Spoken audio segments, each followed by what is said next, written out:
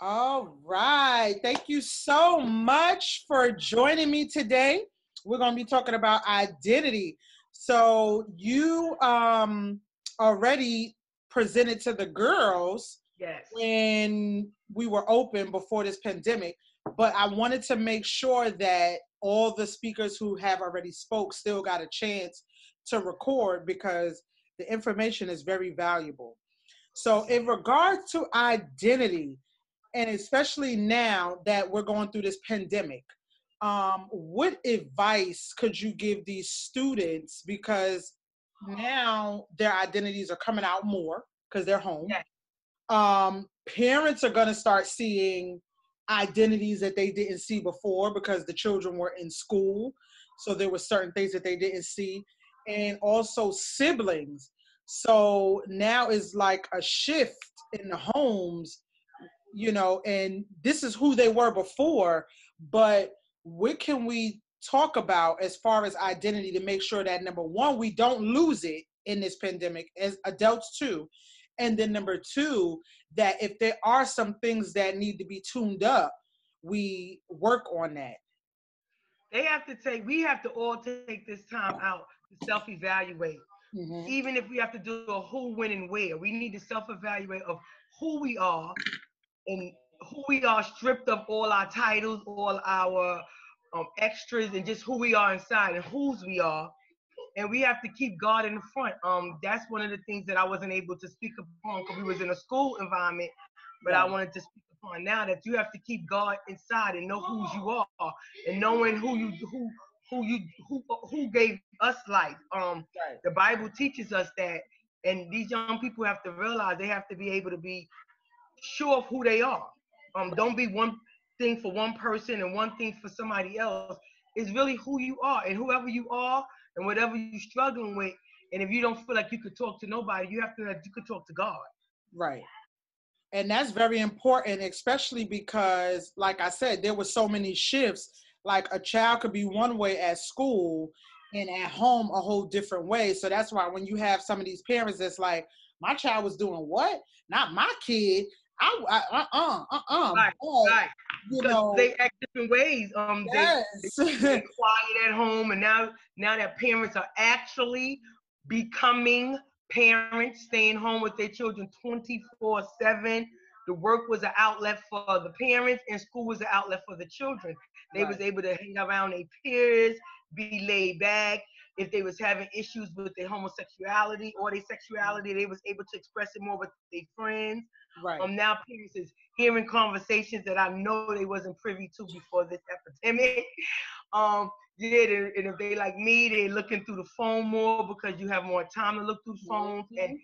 they're seeing that the identity that they're seeing is shocking, which is I think one of the reasons why this pandemic had taken place for everybody to sit back and really evaluate what's going on with them and their household and Right. your job, knowing your worth. You get to see now, are you really essential or are you really just Mhm. working? Right. Because I Um, thought about that too, especially when it comes to identity in the workplace, because these kids, they're gonna grow up, they're gonna work, and I looked at that essentials list on what's essential and what's not, and it was just like just to see that, and just to see that although we're doing this Zoom stuff, with learning and everything, that I know schools have a lot of people in them. So yes, we have to shut these things down, but to see that school is not an essential, right, which means that I was parents, like, I was kind of like, okay, I get it because there, high schools, elementary is going to be more than 10 people. It's going to be more than 50 people. But I was like, is there a way we could have prepared better so that number one, these kids still could, because communication and being with one another is a is part of your developmental growth, and yes, especially as children.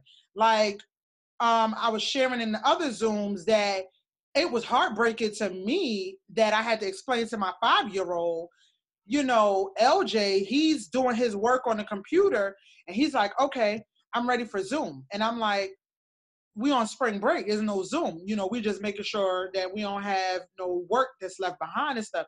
And he's like, I miss my teachers. I miss my friends. And I'm like, oh my goodness. So to see that school is essential enough to do it at home, but is not essential to keep it open. And I'm just like, how do we better prepare for that? Because we, one, don't want children to go into identity crisis at a young age, because now their social emotional is kind of is being conflicted with, deeply altered. Yes, because children need their own peers to be able to have some type of outlet in their age range. Even though children are home with siblings, those are still not the ranges unless they perhaps be twins or triplets. But in most households, that's not true. So they have to learn how to now facilitate all the time. It's not just, okay, we see each other after school, okay, we have a break together. It's all the time, constant, and that's a lot. And I was saying yesterday, I said it's crazy because we all talked about for years. I even know when I was growing up, it was always, I'm a full-time parent. Yeah. I'm a full-time parent.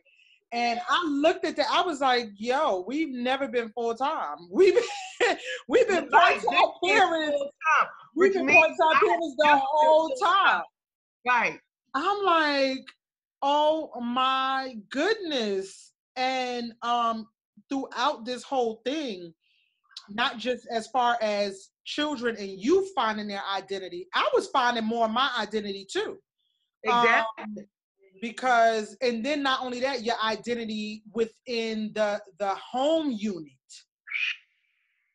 And I don't think a lot of people realize that you have an identity at school, you have an identity at home, you have an identity at work, you have, and when you don't deal with, because you're so used to the hustle and bustle, and even these kids, some of these kids, you know, they wake up at ungodly hours in the morning because they got to catch the school bus at 6:45. Like, these kids are not getting proper sleep.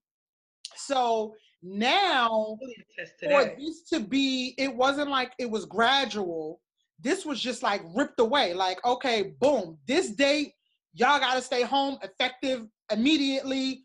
Boom, we shut That's what the world is doing. That's down. what we have to realize, to tap into what we know how to do, what we can do, even with our own hands. I'm learning that now. I made things that I haven't made a vase in years.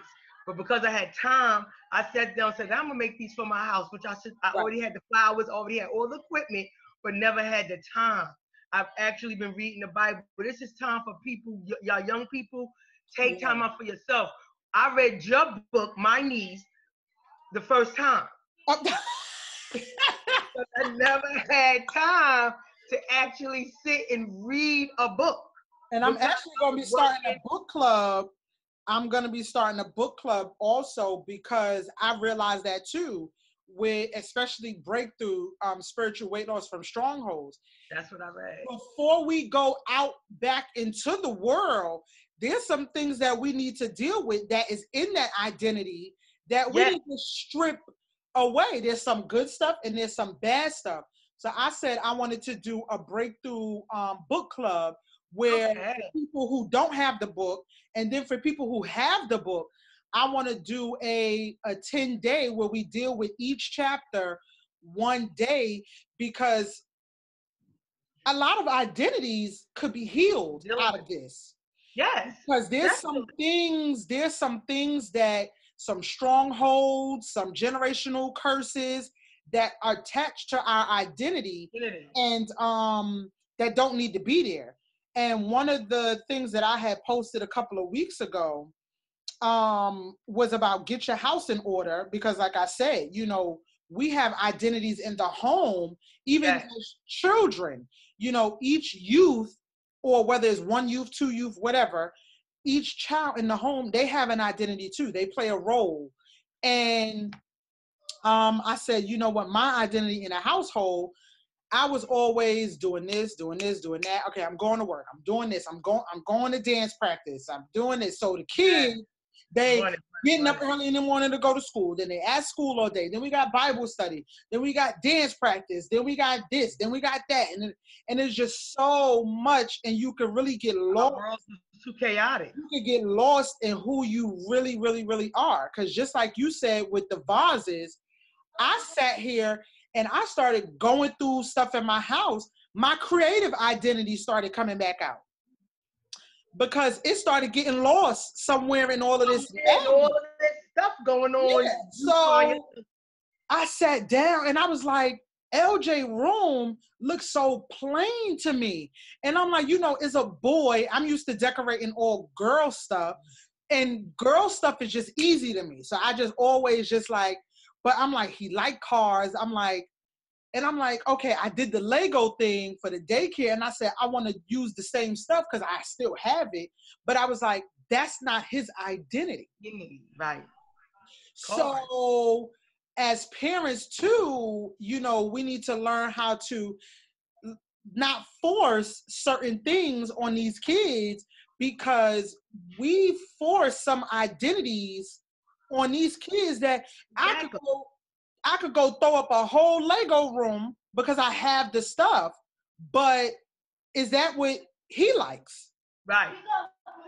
And this is also the time to get to know the youth that are in your home a little more and know what they like versus what we like. Because I know I grew up in a house, where you do what I say, that's what I say, that's what this would go.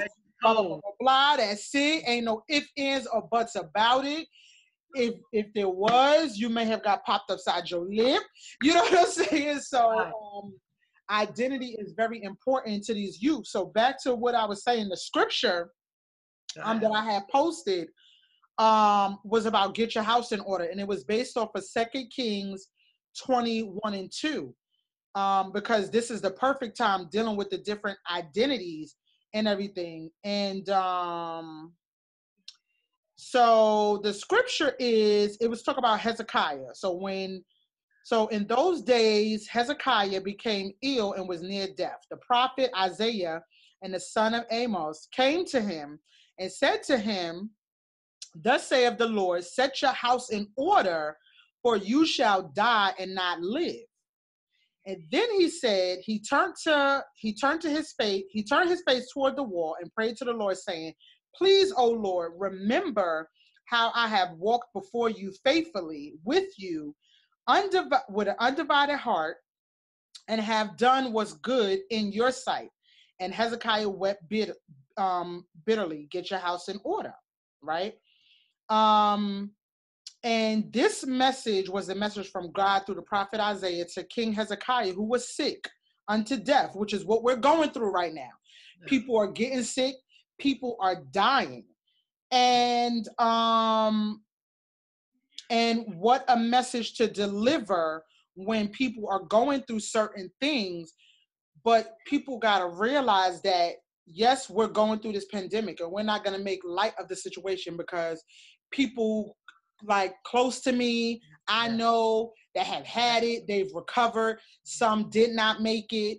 And now you're starting to see more people testimonies, even people who you may have known of or may have been close with at one point, you're seeing their personal testimonies. So I definitely want people to pay attention, and especially the youth, to not neglect this time. Yeah. Because they have a house too. We're not physically always talking about your house, but your identity is a part of your house. Yes. So get your stuff in order, even as a youth. Because I know when I was younger, I knew what I wanted to do. I knew a lot of direction I wanted to go. But if the youth don't learn how to sit down and sit still and write certain things out. My main scripture when I was young, write it down, make it plain. These kids don't know nothing about write it down, make it plain, because we got tablets and phones and all kinds of stuff. So everything is electronical. And it's like, I'm teaching minds that write it down. Write what you want to do. sit down and focus, like focus on who you are, who God says you are, and who you see yourself becoming, so that way you have a clear identity and you don't get lost. I was just talking to my pastor's wife, and I said, this is the time for parents to hone in too, because we'll quickly say, I didn't raise my kid like that. But guess what? When they go out to school, there's so many other identities. So now they're trying to fit in to someone else's identity. And it's like, now we got to make sure, don't lose you no matter what. Don't lose you. Yes, my scripture was, do not conform any longer to the pattern of this world, but be transformed by the renewing of your mind. Romans 12:2. That's what I want people to do at this time. Any advice is just renew your mind. Right. Forget what everything else is going on. You got time now to renew your mind, get your mind in order so that your house can be in order. Right. Get your mindset straight. Write your visions down. Don't do a vision board to make it look cute. Write down what you want. 3 big things and how you're going to try to achieve them before this year's out. Because this year, 2020 was the year of the vision. All he did was make us sit down and to really take time to get our vision in order. People saying, I thought 2020 was going to be it. Yes, it was it. It just wasn't how we thought it was going to be. God did it. He said, let y'all do it too long by yourselves. I'm going to sit y'all down and y'all going to renew the mind so that y'all can get your houses in order. So that by the end of this year, things can be already in order. Things you took for granted. Things that you took, lightly of. And I'm talking about me because I can't talk about nobody else. Took for granted of this precious time. And now I'm realizing I have to renew my mind to get my mind right, things that I should have did. Now I can't say I don't have no time or I got to work. Those are no longer excuses. That's what I said. Oh, and I came across somebody's book cover the other day looking through my files. I'm going to do it. Don't give up. Speaking of, I said, I came across somebody's book cover file. I gotta get that printed out. I think I need that cover printed out so I can look at it. I had to blow it up because I'm like, this is a nice book cover. What book cover is this? I'm going to do it. You need to print it out, and don't worry. I got you. I'm going to send it to the printer. Oh, my God. See y'all. Make sure it's printed out in front of you, because that was one of the things that I started doing too, as far as identity and vision, because I said the same thing too. I was like, look, God said it's 2020 vision. This is when you get perfect vision. But guess what? If you're trying to get perfect vision, I thought about when I had did a message a while ago when I had went to the eye doctor. And I was so ticked off. Because mind you, the eye doctor is only it's in PA, but it's not that far, but it's not close because it's PA and we're in Delaware. But when you look at it, it's only 18 minutes away. It's up there where Fresh Grocer is at. All right. I think, no, not Fresh Grocer. What's that, the place where you get all the fruits and vegetables? Whole Foods? No, it's the same thing in Dover. Oh, no. Produce Junction. Okay. So it's out there where Produce Junction is. And I went out there to get my eyes checked, and the doctor told me that she couldn't do my vision right then. And I was like, why? She was like, because you have dry eye. And I was like, I was so upset. I was like, I never had dry eye before. So what are you talking about? She was like, well, listen, I want you to take these drops for 7 days and then come back. She said, do the drops twice or 3 times a day or whatever. And I'm like, I never had this issue before. I always go to the eye doctor, blah, blah, blah. I'm just fussing because we know I'm a fuss box at times. So I am fussing because I'm tired. I'm like, I came all the way up here. Wasn't even far. But I'm like, I came all the way up here. You mean to tell me I got to come back? And I'm acting like I done paid a toll, drove 30 minutes, and all this other kind of stuff. I ain't even do none of that. But it brings me back to today. We all said this was the year of perfect vision, but we complaining about the fact that we're in a pandemic. Number one, we're still alive, so we need to be thankful. And number two, if this is the year of 2020 vision, don't you think in order to have the perfect vision, some things have to be corrected? Yes. So with that being said, she told me I needed to wear these eye drops. I needed to use these eye drops 3 times a day for 7 days and then come back. Hello, God is like, listen, I'm going to shut everything down for a certain amount of time so y'all could get into a routine of certain things that need to be done on a daily basis. So this way, when you come out, you can move forward to where you need to go. That way you can see clearly. So I went back, got my eyes checked, and she was like, okay, I could do it. So she corrected my vision, made sure I had the right prescription for my glasses and my contact. And I asked her, I said, why did I need to do that? And she said, because if you had not, and I still would have did your vision test, your prescription would have been off. Yep. Yep. So people and youth need to understand that. Don't take this lightly. Let this help you, because if we don't let this correct our identity and who we are, then we're going to be off. We're going to keep going out in the world doing the same things, same dead-end jobs, knowing that we were called to more, and we over here waiting on a paycheck. And it's like, no, that's not where I want you. God is clearly like, this is where I want you doing what you need to be doing, so that, because at the end of the day, all it's about is getting delivered, healed, and set free. And a lot of the youth need deliverance. Yes. And that's it. That's it. It's not about all these behavioral problems and all of that.